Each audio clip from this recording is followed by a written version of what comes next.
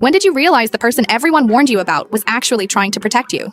I was 12 when Marcus moved in next door. The whole neighborhood buzzed with whispers within hours. That's the man from the news, Mrs. Henderson said, clutching her pearls like they could protect her from whatever evil she imagined. The one who went to prison. Mom grabbed my arm that first evening as I headed outside to ride my bike. Her fingers dug into my skin hard enough to leave marks. Stay away from that house, she said, her voice sharp with fear. That man is dangerous. He hurt children. For weeks, I watched him through my bedroom window. He kept to himself, tending a small garden that was actually quite beautiful. Tomatoes and sunflowers mostly. He never made eye contact with anyone. Never waved back when kids rode past. When children appeared on bikes, parents would immediately call them back inside. The mailman wouldn't even walk up his driveway. He'd throw packages from the sidewalk. But I noticed things others didn't. Little things that made me question everything the adults were saying. Like how he'd leave his porch light on until exactly 4:15 p.m. every weekday, which was precisely when I got home from school, even though he worked nights at the warehouse. How he'd suddenly appeared to water his plants whenever the Parker boys followed me down our street, and they'd mysteriously decide to take a different route home. How his curtains would twitch whenever I walked past, like he was keeping watch. One evening in October, I was walking home late from the library when 3 older boys cornered me behind the gas station. Jake Morrison and his friends, the same ones who'd been making my life hell since middle school started. "Look what we got here," Jake sneered, shoving me against the brick wall. Little bookworms all alone. They went through my backpack,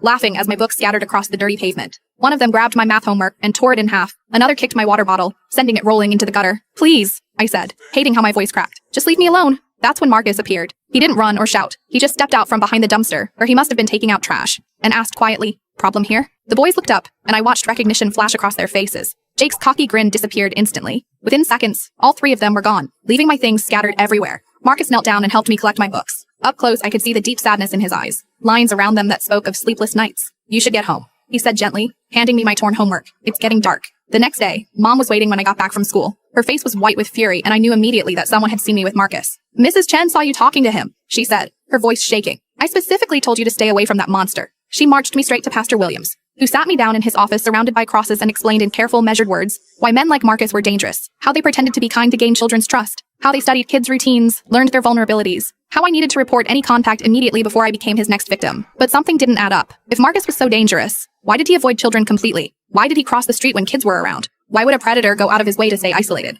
I started watching more carefully. Marcus never tried to talk to kids. Ever. When the elementary school bus stopped at our corner, he'd retreat inside until it left. When parents walked by with strollers, he'd turn away. If he was hunting for victims, he was doing a terrible job. Late one Thursday night, I heard shouting from his yard. I peeked through my curtains and saw 3 men surrounding him, pushing him, calling him names that made my stomach turn. Marcus just stood there, hands at his sides, taking every insult. "We know what you did," one of them yelled. "We know why you were in prison, you sick freak." That's when Marcus looked up, directly at my window. Our eyes met for just a second, and I saw something I didn't expect. Not guilt or anger, just exhaustion. The next morning, there was a note taped to our mailbox. In careful, neat handwriting, it read, "Check the news archives. March 15th, 2018. The real story." I couldn't fit what happens next in this short video. Watch